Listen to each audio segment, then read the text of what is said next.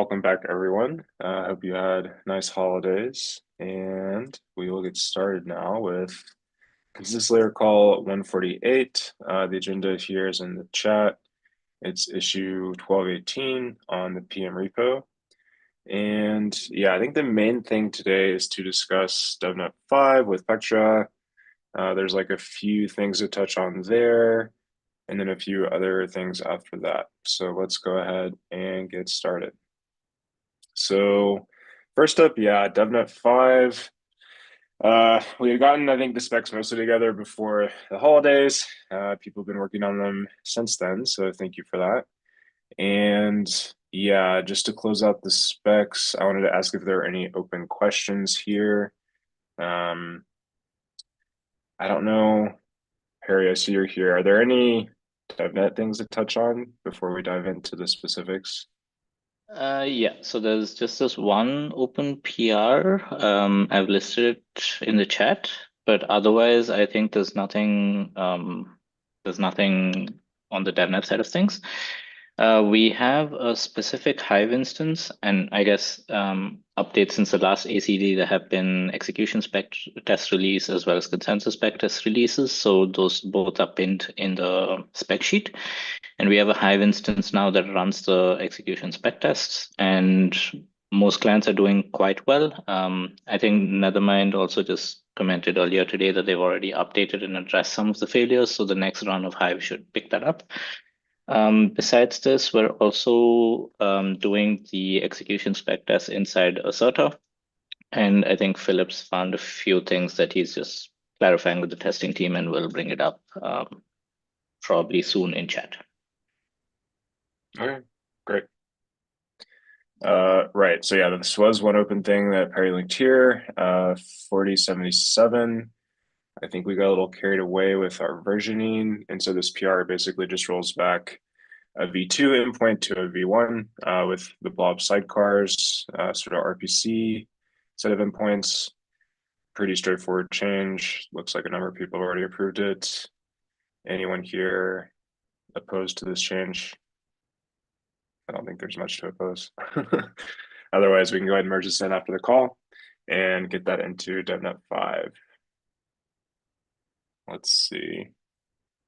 Okay, I think that was it on the CL side of things with DevNet 5 specs. I looked at the spec tracker that we have.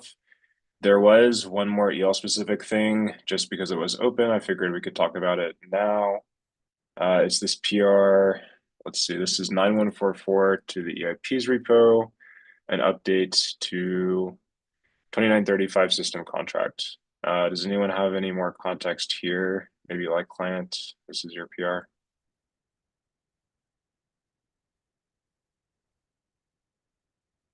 It looks like there are a number of changes, but I assume these are good to go.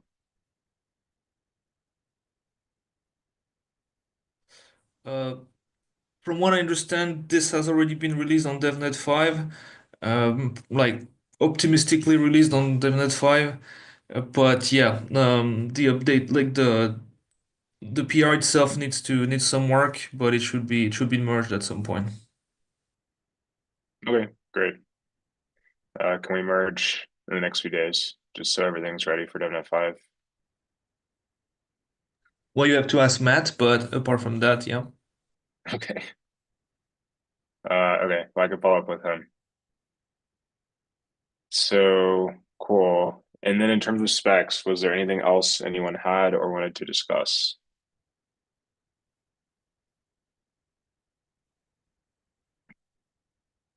If not, then we'll move to Pari's question here. Where are the CLs on Mev workflows? So yeah, this also kind of teases us up to the next point, which is implementation sort of progress. And yeah, would anyone like to give any updates there? So one, where our clients with MF5, and then two, specifically with the builder specs and implementation of MEV support.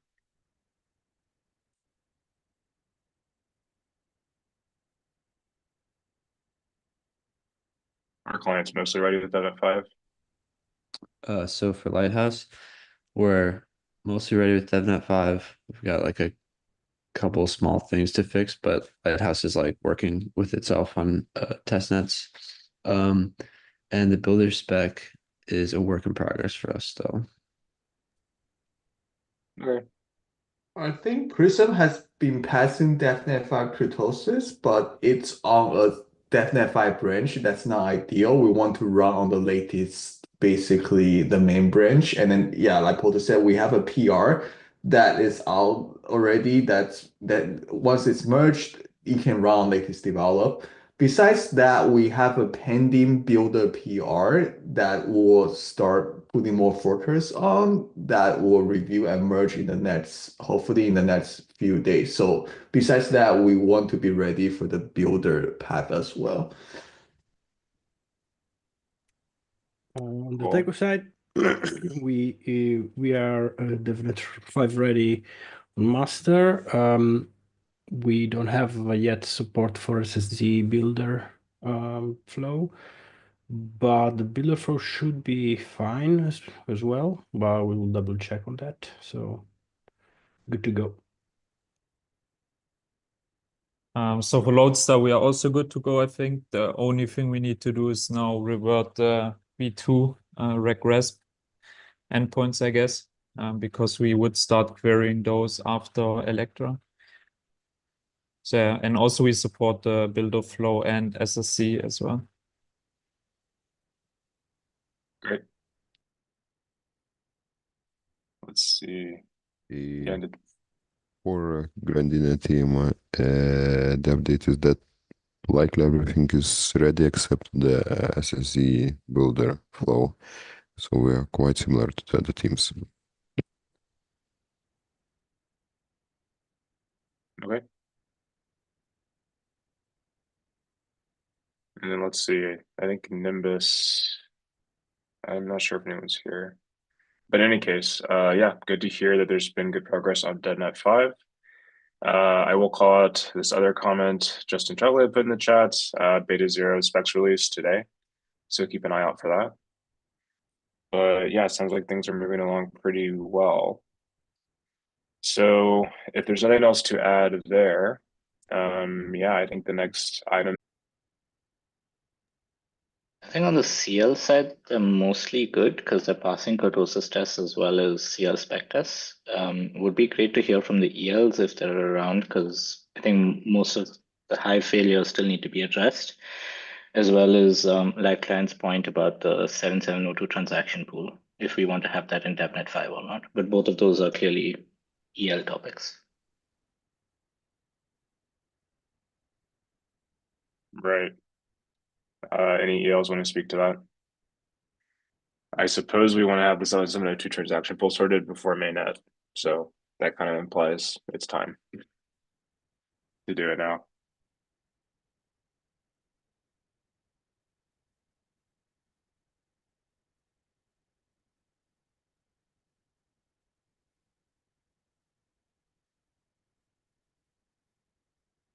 Okay.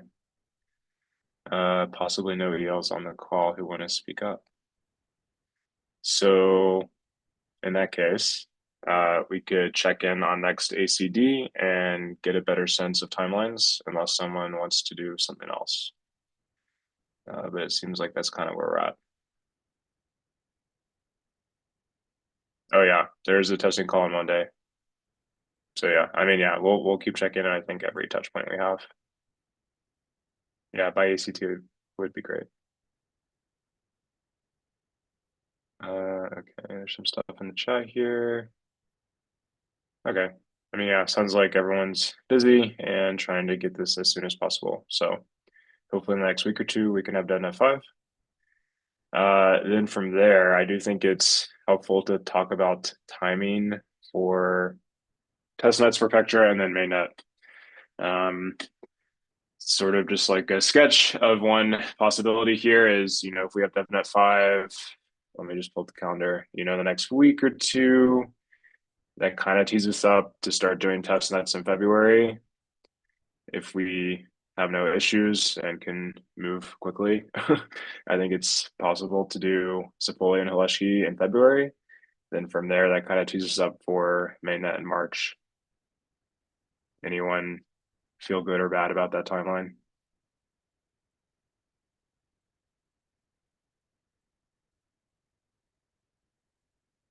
Tim asked about DevNet 6. I mean, I would say we do DevNet 6 if we need it. So that kind of depends if we see DevNet 5 having issues.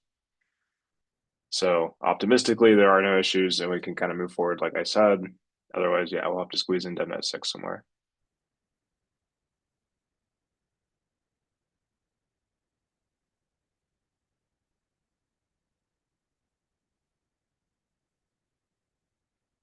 No comments. So I assume everyone's okay with that, at least in theory.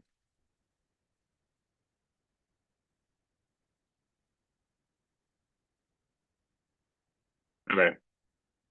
Anything else to discuss around vector coordination, around devnets, testnets, and then to mainnet?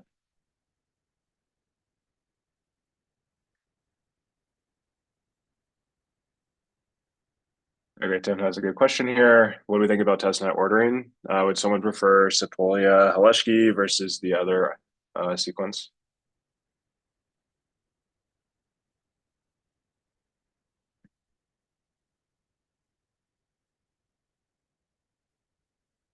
People are indifferent.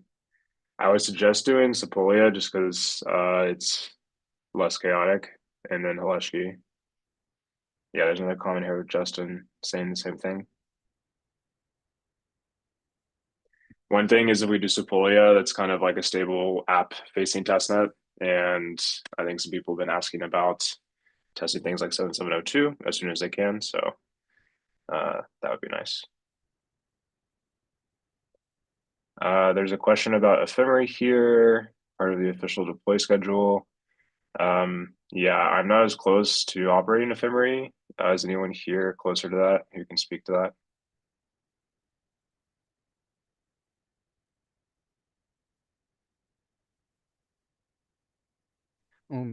Yeah, we can think about doing it for ephemery too, but we need client stable releases for that first that include all the Pectra changes. Gotcha. Should we like block the testnets on ephemera, do we think? Or it's not that important? I think if we have the Sepolia releases, we can probably use those for ephemery for people to start testing. And then it depends as well if we want to do a single client release for Sepolia and Hosky. But if we don't, then we can use the Sepolia release for ephemery, even if we want to wait to see how that goes before we do Hosky, and then update it if there's anything wrong. Yeah, that works for me.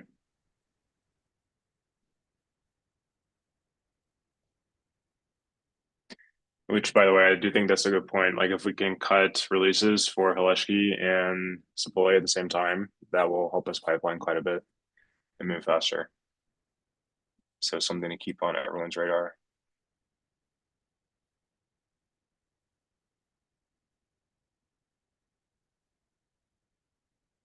Okay. Anything else here?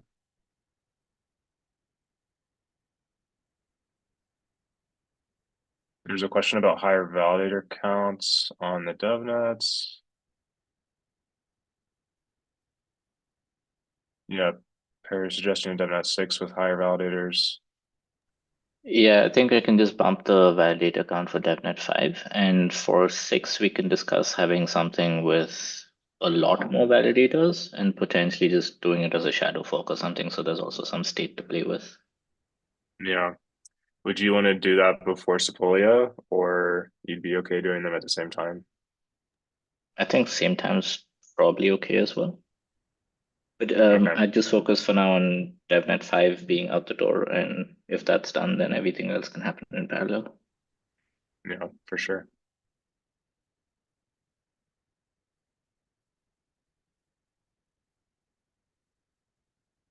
Okay. Any other questions?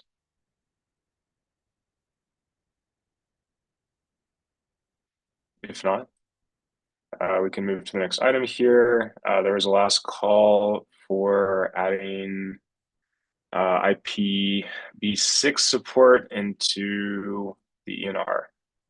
Let me grab the PR here. So, yep, there it is in the chat, 3874. And yeah, there's been a lot of discussion on this over the last couple of months, and I think it's pretty much ready to go. Yeah, anyone here want to add anything? Pop, you're here and had the comments. Any more context? Yeah, this PR is about adding three new fields to the ENR. We are adding TCP6, QuickSig, and UDP6. The purpose of adding this T field is to allow like the node to have a different port for IPv6 than the port for IPv4. Because if we don't have this field, we can have only like single port that is used both by IPv4 and IPv6. But yeah, that's it. Cool, thanks. Yeah, but otherwise I think this PR is pretty much ready to go.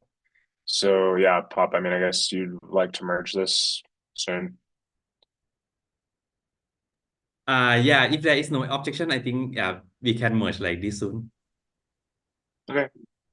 So yeah, everyone listening, take another look if this is relevant to you. And yeah, looks pretty straightforward. I don't believe we need to gate this on Pectra or anything. So it's here and can go when it's ready. So yeah, please take a look when you have some time. It's actually backward compatible, so we don't have to ship it like on any hard fork. We can just ship it like as soon as possible because it's backward compatible. Right, cool. Okay, so I think that's all we had for Pectra today. Anything else? Any final comments? Otherwise, we can move on to the rest of the agenda.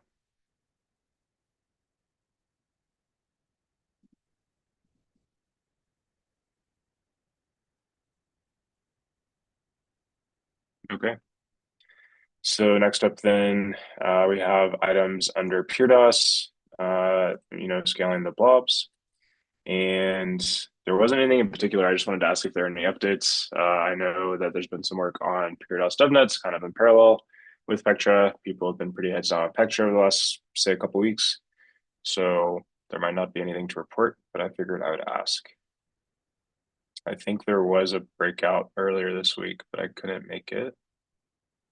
Let me double check. Yeah, it looks like there was one. I don't know if there's anything to share from that breakout.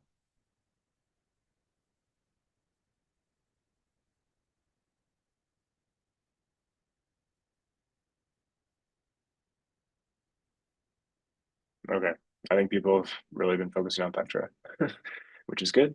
But yeah, expect a lot more PureDOS once we get Pectra to mainnet.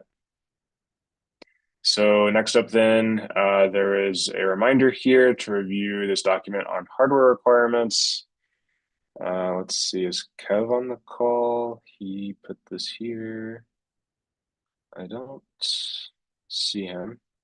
So yeah, I can share a little bit. There's this document here, and basically it's just trying to define like a minimum set of hardware requirements.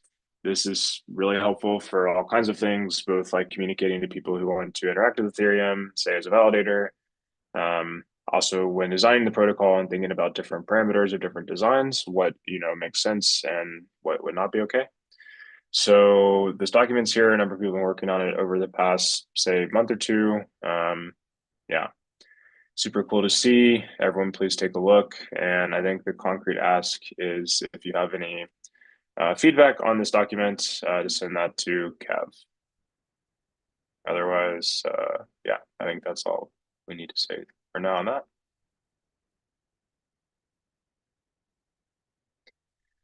And then otherwise, there was just one last thing here on the agenda for the name of the G star. So we have a poll here on ETH Magicians. Let me grab the link. That's there. And there are a number of names from AB Kotup. I'm actually not sure how you say his handle, but in any case, a number of names here. And then there's a poll. If you look at the poll, the leading result right now is GLOAS, which I also like. I think it's pretty cool.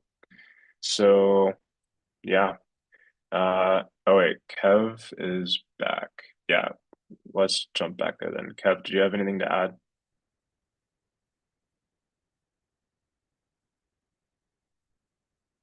Yeah, I guess just chime in if you do.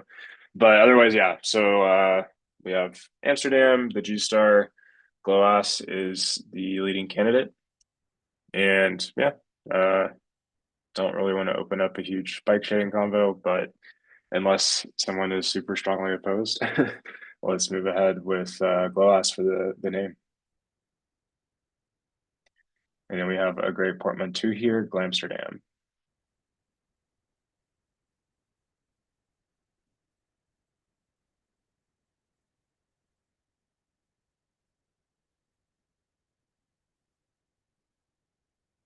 Okay, sounds like people are indifferent or they like gloss. So let's go with that. And I believe that was it on the agenda for the day. Super short and sweet call. Anything anyone else would like to discuss? Otherwise, we'll go ahead and wrap up early today.